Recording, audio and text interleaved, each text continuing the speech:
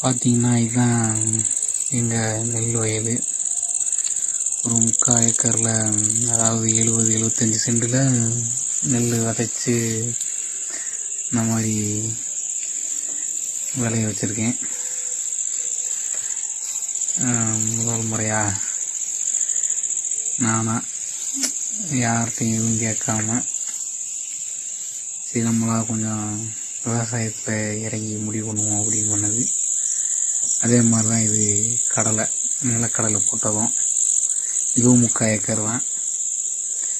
அது நெல் விதைச்சி ஒரு மாதத்துக்கு அப்புறமா சரி கடலையும் போடுவோம் அப்படின்னு, இதையும் கொஞ்சம் ட்ரை பண்ணுவோம் அப்படின்னு போட்டது தான் இது.